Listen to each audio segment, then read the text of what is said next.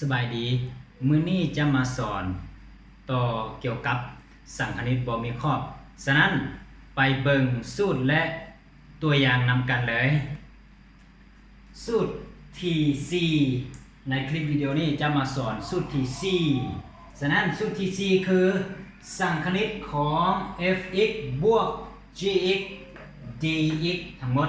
ฉะนั้นถ้าแมนผลบวกเราจะได้คือสังคณิตของ f(x) บวกให้สังคณิตของ g(x) ตัวนี้จะแมนสูตรที่4ฉะนั้นไปเบิ่งตัวอย่างนำกันตัวอย่างคือสังคณิตของ 2x บวก 1 dx วิธีแก้คืออิงตามสูตรที่4เลยสูตรที่4เราจะได้เป็น 2x นี้เทียบเป็น f(x) 1เทียบเป็น g(x) เวลานี้เราจะได้เป็นสังคณิตของ 2x dx บวกให้สังคณิตของ1 dx เวลานี้ตัวใดที่แมนจำนวนคงค่า2นี่เองคือจำนวนคงค่าฉะนั้นจำนวนคงค่าจะสามารถออกจากสังคณิตได้ยังเหลือเพียง x dx บวกให้สังคณิต1นี่ก็สามารถเอาออกจากสังคณิตได้เหลือเพียง dx เวลานี้เราจะได้คือสังคณิตของ x x ละล้านี้หมายถึง x กำลัง1แต่เพิ่นบ่ได้เขียนใส่ซื่อโอเคเขียนเป็น x กำลัง1ฉะนั้นสูตรเฮาคือเว้าแบบง่ายๆเลยคือเอา1นี่ไปบวกให้1เราจะได้เป็น x กำลัง1บวกให้1สำหรับ1ตัวนี้แมนของบนเลขและ1ตัวทางหลังนี้แมนสูตรโอเคเวลานี้เราจะได้เป็น1บวกให้1บวกให้สังคณิตของ dx dx หมายถึงมี1ฉะนั้นเวลาออกจากสังคณิตเราจะได้เป็น1x เป็น 1x บวกให้ c บวกให้ c เวลานี้เราจะได้เป็น2คูณให้ x กำลัง2ส่วนให้2บวกให้ x 1คูณ x ก็ออก x คือเก่าบวกให้ c เท่ากับเอา2กับ2ตัดออกเหลือเพียง x กำลัง2บวกให้ x บวกให้ c โอเคเวลานี้เราได้ละคำตอบของตัวอย่างที่1สังคณิตของ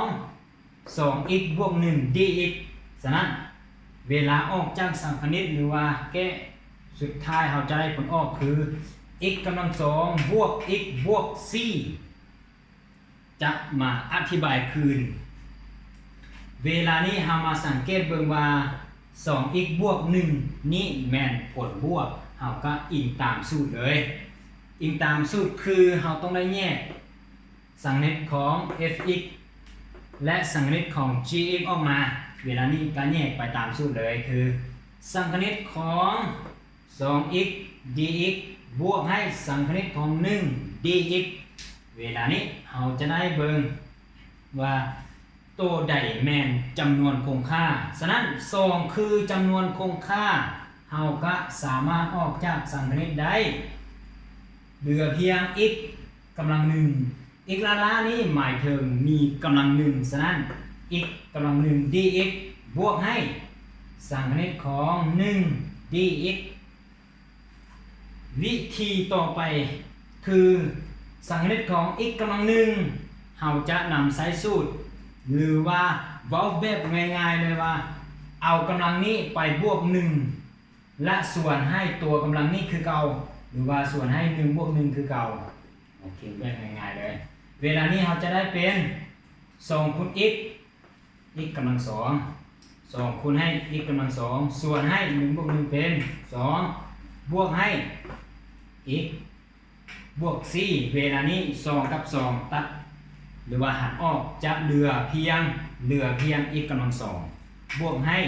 x บวกให้ c อันนี้คือคำตอบของตัวอย่างที่1ฉะนั้นเอาไปเบิ่งตัวอย่างที่2เลยตัวอย่างที่2คือ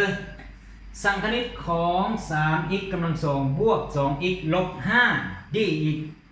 ฉะนั้นวิธีแก้ก็แบบเดียวกันต้องได้แยก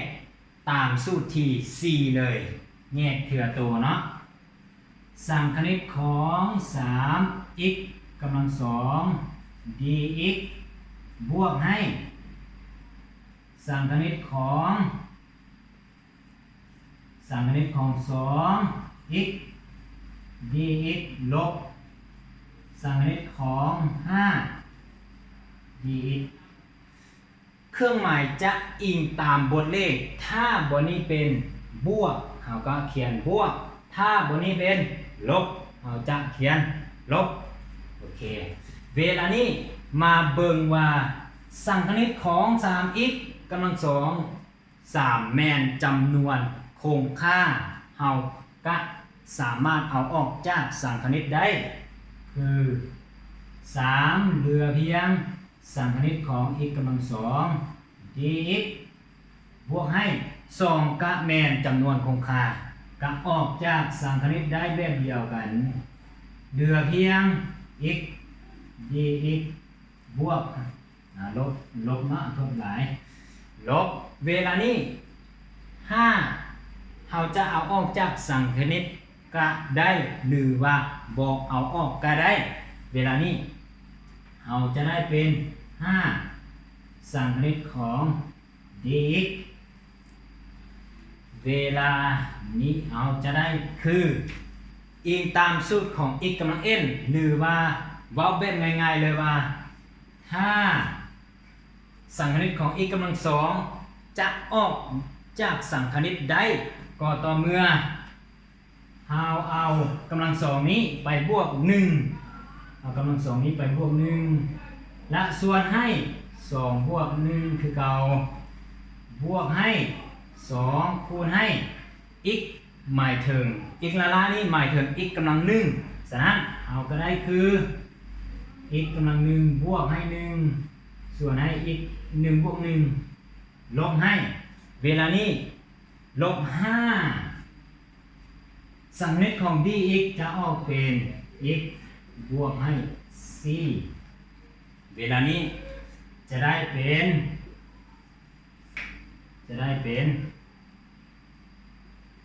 3x กำลัง3ส่วนให้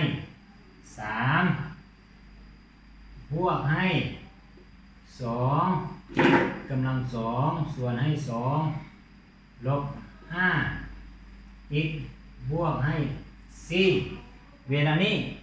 3กับ3ตัดออก2กับ2ตัดออกเราก็จะได้เป็นเราจะได้เป็น x กำลัง3บวก x กำลัง2ลบ 5x บวกให้ c เวลานี้เราจะได้คำตอบคือ x กำลัง3บวก x กำลัง2ลบ 5x บวกให้ c